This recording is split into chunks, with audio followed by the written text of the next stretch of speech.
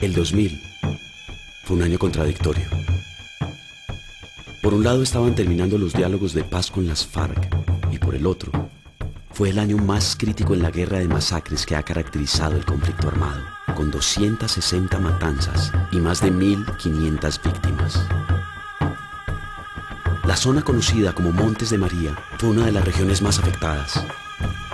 Ha sido un corredor estratégico para los grupos armados entre el Bajo Magdalena y la costa Caribe. Macayepo, San Onofre, Chengue, Ovejas, El Salado. Un 21 de febrero, los noticieros anuncian otra más entre las tantas noticias trágicas que saturaban los medios. El Salado, un pueblo agrícola, queda en medio del fuego cruzado entre la guerrilla y los paramilitares.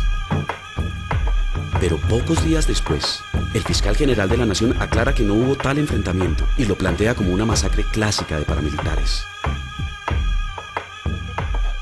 Me hablan de que entre ellas hay menores, hay ancianos.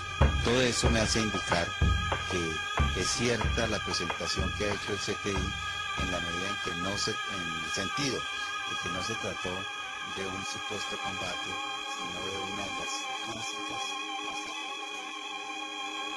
¿Es tan insensible nuestra sociedad que podemos considerar clásica una masacre? Entre el 16 y el 21 de febrero de 2000, 450 paramilitares entraron a las áreas rurales de Ovejas, El Salado y La Sierra, en los departamentos de Bolívar y Sucre. Torturaron, asesinaron, cometieron delitos sexuales, dejando a 61 personas muertas.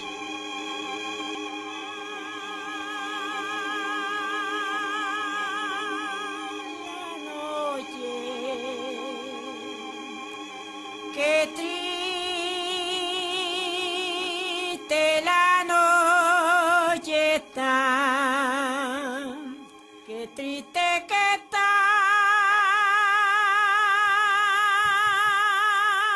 la noche. 9 de la mañana, 18 de febrero de 2000, 2 días después de iniciadas las hostilidades. Un helicóptero artillado dispara a las casas desde el cielo, mientras 450 paramilitares pertenecientes al bloque norte de las Autodefensas Unidas de Colombia se toman la zona. Hombres y mujeres armados irrumpen en el pueblo por todas las vías de acceso, sorprendiendo a sus pobladores completamente indefensos. Eso fue un 18 de febrero. Muy temprano de la mañana yo me encontraba en mi casa con mis hijos preparándole la comida porque ya ellos iban para el monte, ya yo me iba a poner a lavar, ya la ropa estaba en la batea, cuando escuché de la parte de atrás unos disparos. Salgo a la puerta, aquí en esta parte donde ustedes ven, estaba mi hijo sentado esperando su desayuno. Yo le dije, papi, porque yo así que le hablo a mis hijos, papi, párate a escuchar, yo oigo unos tiros por allá en aquella loma. Esta calle se ve corta, pero cuando vienes apuntándote con un grupo de paramilitares atrás, se ve bastante larga y es un espacio que a la gente no le gusta recorrer. Acá, esta calle el 18 de febrero fue una de las primeras cosas que me impresionaron porque cuando llegué, cuando caminaba en esta calle, ya encontraba a mis parientes, a mis amigos, a todos reunidos por acá, viendo a ver qué iba a pasar con sus vidas y qué iba a hacer de ellos. Duraron 2 días dentro del pueblo. Llegaron el viernes 18 de febrero, a las 11 del día.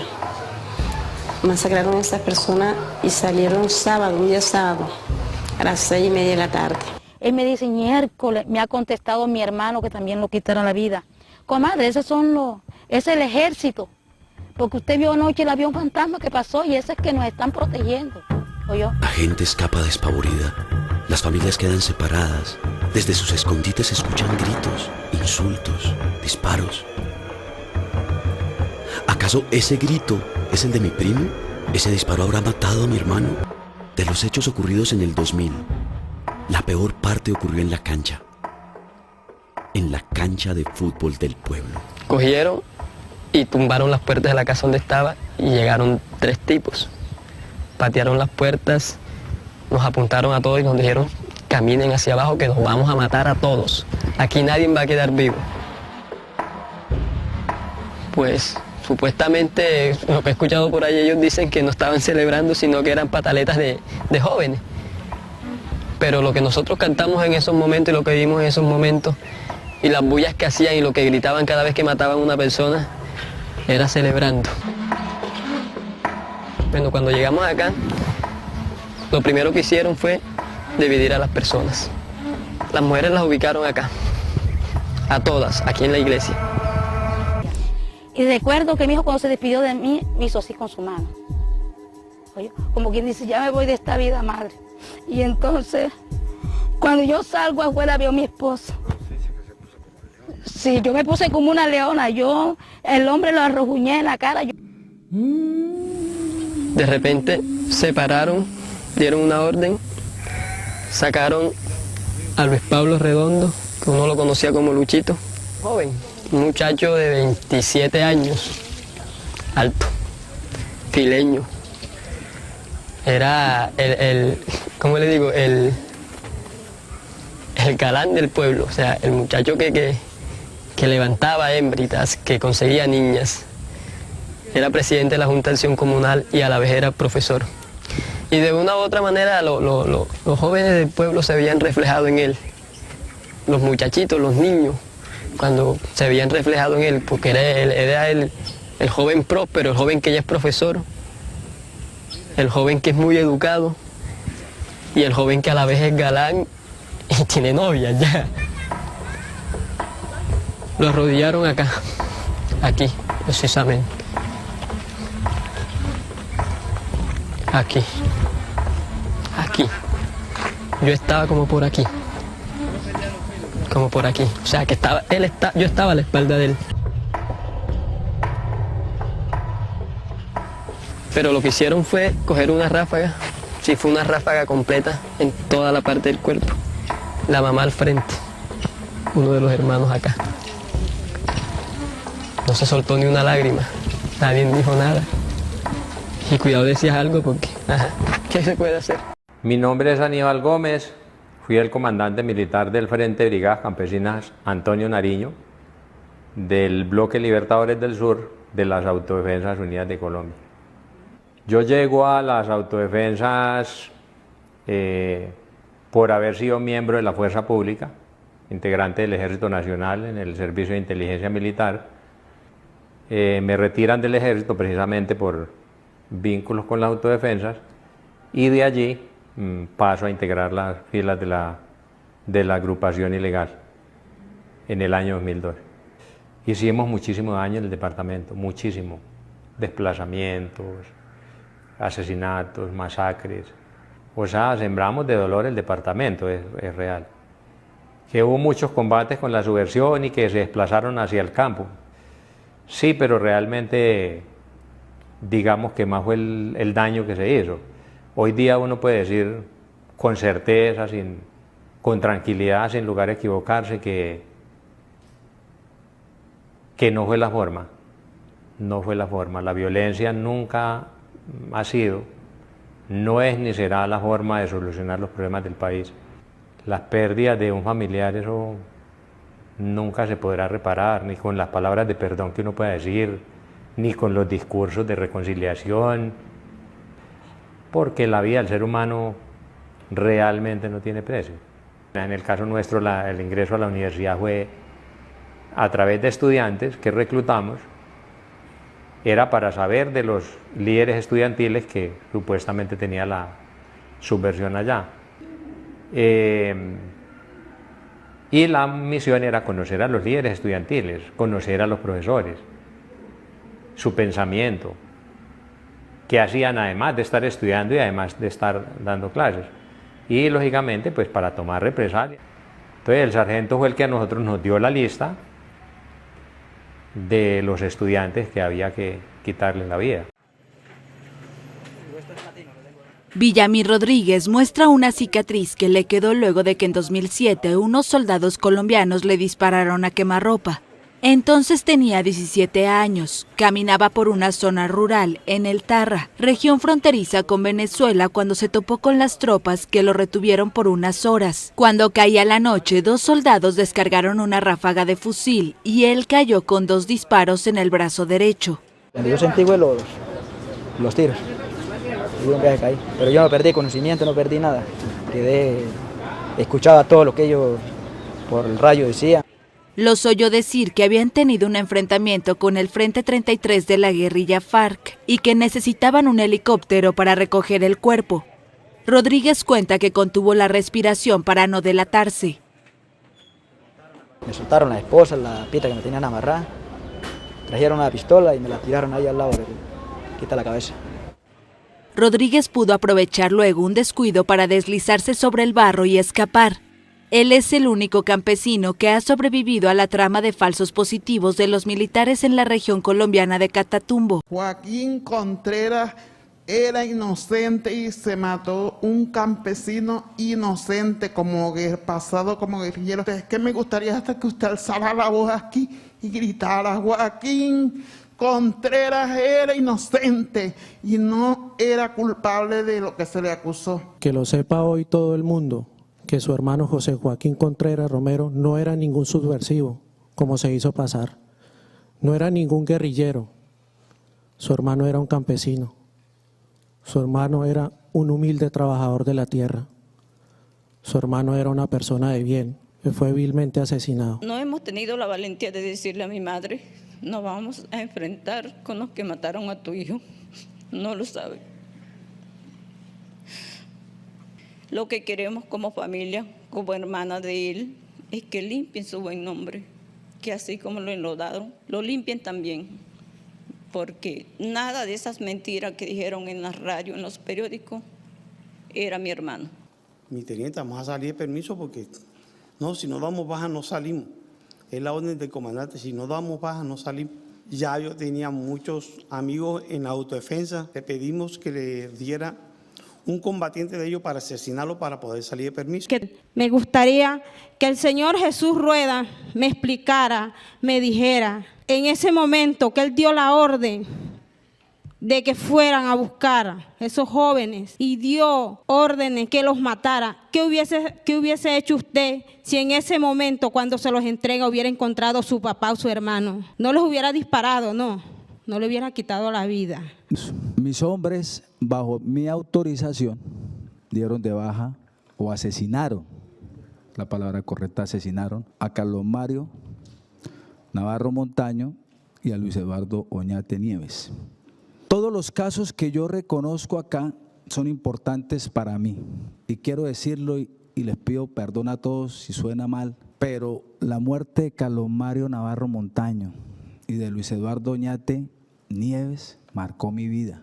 Yo también llevo mucho tiempo esperando este momento para poderles decir a ustedes y a toda Colombia que me está viendo que les pido perdón.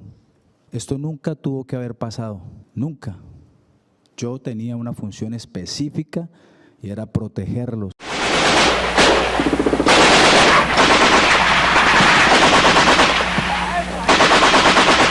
Es el inicio de una pesadilla que duró diferentes periodos para cada uno de los secuestrados, para algunos 2 años y medio, para otros 8 años y medio, para otros 13 años. Es recordar una cantidad de cosas inhumanas a las que fuimos sometidos, como fue estar encadenados, vivir siempre pues a la expectativa de que fuéramos asesinados, vivir también una cantidad de privaciones, lejos de la familia, causándole dolor a muchos hijos, esposas, padres, hermanos, una cantidad de familiares, gente que nunca volvimos a ver porque murieron durante el tiempo que estábamos en cautiverio. Particularmente el 2 de noviembre todavía nos encontramos en combate porque el 1 de noviembre secuestraron a un grupo de policías junto con mi general Mendieta y nosotros pues resistimos hasta el 2 de noviembre. Y fue el 2 de noviembre en la mañana cuando un grupo de 10 policías conmigo fuimos secuestrados ya el 2, que posteriormente al cabo de una semana fuimos reunidos con el grupo inicial secuestrado. Pues recuerdo que la gente nos estaba anunciando que pues, la guerrilla estaba preparando unos explosivos bastante poderosos para atacarnos, pero pues por tratarse de una ciudad que realmente es un pueblo, en ese momento máximo 5.000 habitantes por mucho, y todas las viviendas de madera, la mayoría, casi la totalidad, no esperábamos que nos enviaran tantos guerrilleros. Calculábamos que nos iban a enviar cerca de 150 a 300 guerrilleros, para sorpresa nosotros fuimos atacados por todo el frente oriental, cerca de 2000 guerrilleros. Yo creo que el primer día de secuestro pues, o sea, es bastante doloroso, porque ya pues como estaba acostumbrado a combatir y que pues generalmente me iba bien, y en esta ocasión pues ser derrotado por el enemigo y además presa del enemigo, pues es bastante doloroso para uno como policía. Lo más duro pues fue el tema del candado y la cadena, encadenados al cuello, de una punta y la otra punta a otro de los compañeros, y pues era bastante humillante porque daba la sensación de ser un animal salvaje. Cadenas de metal con candados de llave que nos colocaban a las 6 de la tarde y dormíamos con ella hasta las 6 de la mañana. En unas ocasiones las mantuvimos durante meses, durante las 24 horas. Ahora solo las teníamos durante 12 horas. Nos encadenan del cuello de uno al cuello de otro. Escaparse es un sueño desde el primer momento de que queda uno secuestrado. Yo creo que es el sueño de todo secuestrado, escapar. Pero por las circunstancias de seguridad nos marcaban uno a uno con un fusil, pues era bastante difícil. Además de eso también pues como se estaba adelantando un proceso de paz y en ocasiones se hablaba de una posible negociación de la liberación de nosotros, porque ese tema de la liberación de secuestrados estaba por fuera de las mesas de negociación. Era un tema aparte que no tenía nada que ver con los temas de negociación de paz.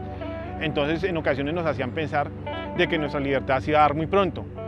La fuga fue un 28 de abril del 2007, después de un intento fallido, el quinto intento fallido de Ingrid Betancourt con Luis Eladio Pérez, en el cual pues también iba a participar yo, pero pues por razones del secuestro fue imposible, y nuevamente preparamos una última fuga que fue pues en la que salí en libertad. A ver, en ese momento yo me encomendé a Dios. Yo dije, o sea, yo me imaginaba a Cristo con sus heridas, porque pues fueron múltiples durante el secuestro, prácticamente me volé con lo que tenía puesto, y yo me imaginaba a Jesús. Yo decía yo me abandono en las manos de Dios, yo digo que sea la voluntad de Dios. Si la voluntad de Dios es que vuelvan a secuestrarme, esa es la voluntad. Si la voluntad de Dios es que me asesinen en este intento de fuga, pues también lo acepto. Y si la voluntad de Dios es que yo recupere mi libertad, también la acepto.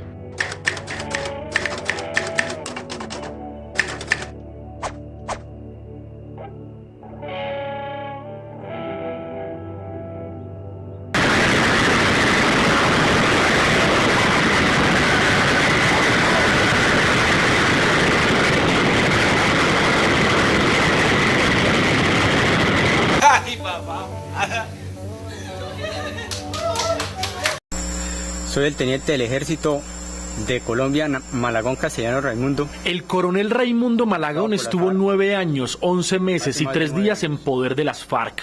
Recuerdo una vez que el Mono Jojoy fue a uno de los campamentos y uno de los suboficiales secuestrados tuvo la suficiente fortaleza para decirle delante de todo el mundo que nos estaba violando totalmente nuestros derechos humanos, que cómo era eso de mantener a la gente como perros, amarrados, encadenados a árboles.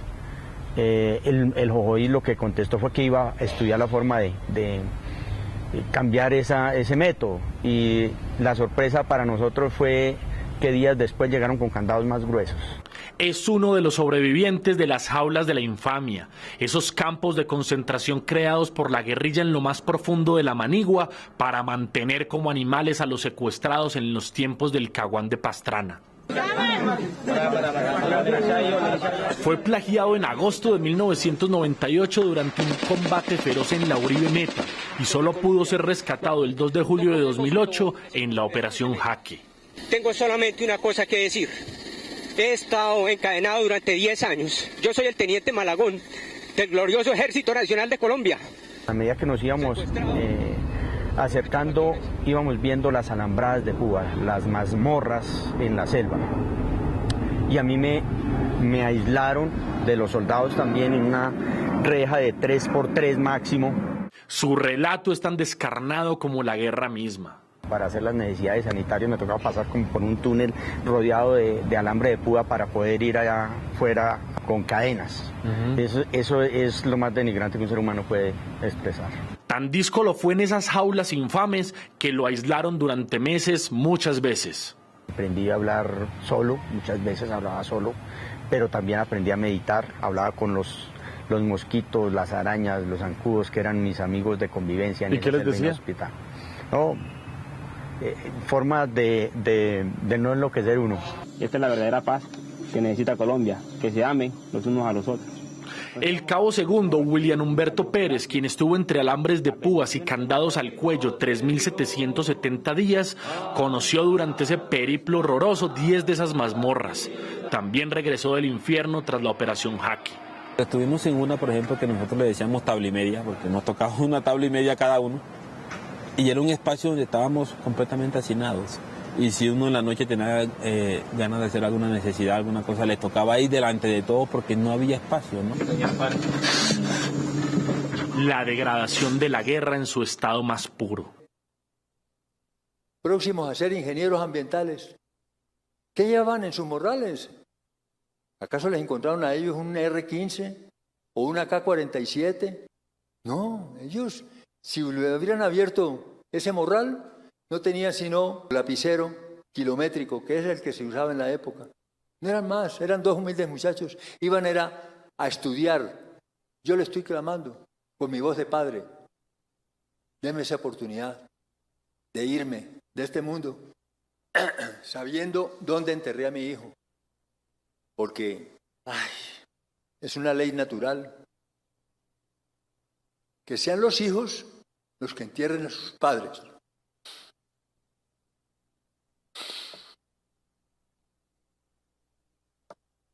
Pero no nosotros.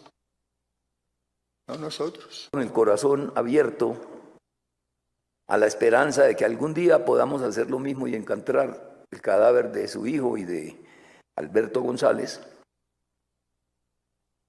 le digo que no tendría yo ningún motivo para desoír sus súplicas, para hacerle más gravísimo su dolor si yo supiera dónde está el cadáver. Éramos una familia de estrato medio-bajo, muy trabajadora. No teníamos las condiciones económicas para pagar ese monto. No sé cómo hizo mi papá, qué deudas tuvo.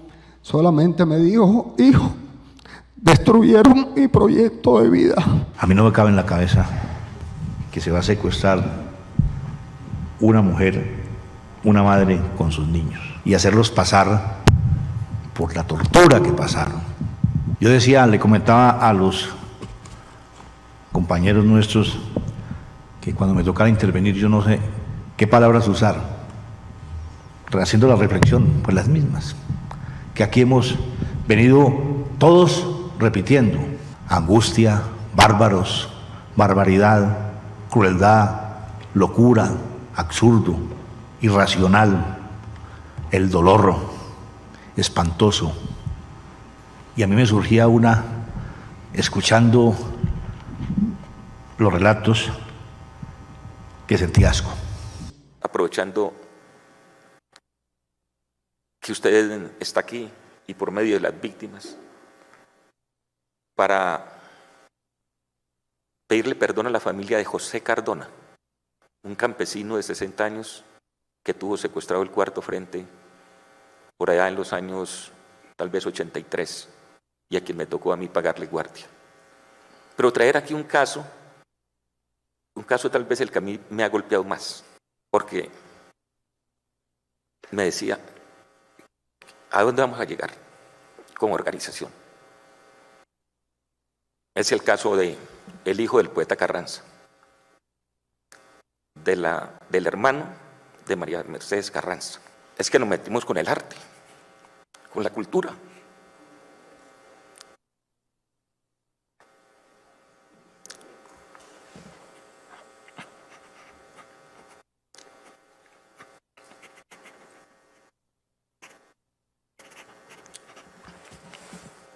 Por eso es tan duro esto. Muchas gracias.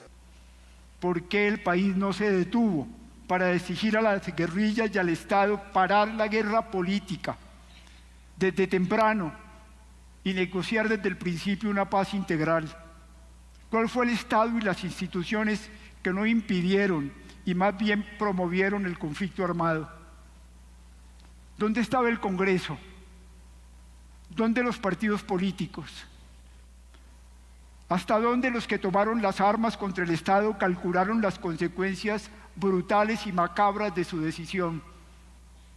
Nunca entendieron que el orden armado que imponían sobre los pueblos y comunidades que decían protegerlo, las destruía y las dejaba después en manos de los paramilitares que llegaban a acabarlas. ¿Qué hicieron ante esta crisis del espíritu los líderes religiosos? Y aparte de los pastores y mujeres de fe que incluso pusieron la vida para acompañar y denunciar, ¿qué hicieron otros sacerdotes y obispos y comunidades religiosas y ministros? ¿Qué hicieron los educadores? ¿Qué dicen los jueces y fiscales que dejaron acumular la impunidad? ¿Qué papel jugaron los formadores de opinión y los medios de comunicación? ¿Cómo nos atrevimos a dejar que pasara? ¿Y cómo nos podemos atrever a permitir que continúe?